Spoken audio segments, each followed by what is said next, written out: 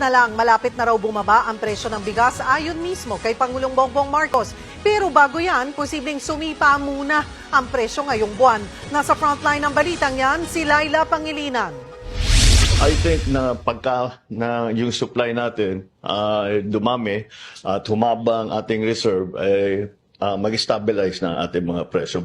Yan ang pahayag ni Pangulong Bongbong Marcos na siya ring tumatayong Agriculture Secretary kaugnay sa mahal na presyo ng bigas. Sa ngayon, pumapalo ang bentahan nito sa 40 pesos hanggang 55 pesos kada kilo, depende sa klase.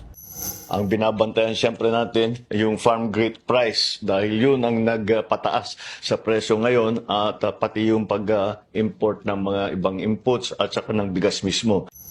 Malapit na raw bumaba ang presyo ng bigas dahil panahon na ng anihan, partikular sa Nueva Ecija, Isabela at North Cotabato. Patuloy na binabantayan ng Department of Trade and Industry ang presyo, alinsunod sa utos ng Pangulo. Ayon sa Federation of Free Farmers, magsisimulang bumaba ang presyo ng bigas sa susunod na buwan. Pero bago mangyari yan, papalo raw muna ang presyo nito sa huling bahagi ng Agosto, lalo na kung madelay ang mga inangkat nating bigas. Nung nakaraan pa naman, nagka-problema sa delivery dahil sa pananalasa ng bagyo.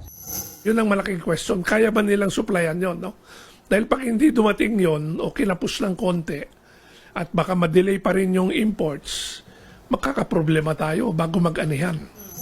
Oras na anihin ang mga palay at dumating ang mga inimport. Dapat sapat ito para punan ang pangangailangan hanggang sa susunod na anihan sa Marso at Abril ng susunod na taon, lalo't may iba pang dagok. Bumaba man ang presyo ng bigas ngayong papasok na anihan ng palay, pansamantalang ginhawa lang daw yan dahil sa susunod na taon. Kakaharapin naman ng ating mga magsasaka ang problema sa pagtatanim kung kailan inaasahang mas titindi pa ang epekto ng El Nino sa bansa. Dahil buong mundo ang nakakaranas ng matinding tag-init, dapat din daw pagandaan ang posibilidad na maging pahirapan ang pag-aangkat ng bigas kapag tinamaan ng El Nino ang mga bansang sinasandala natin sa rice importation. At kapag kulang ang supply, ginto ang presyo at lalong suntok sa buwan ang pangakong 20 pesos kada kilo. Nagbabalita mula sa Frontline, Laila Pangilinan, News 5.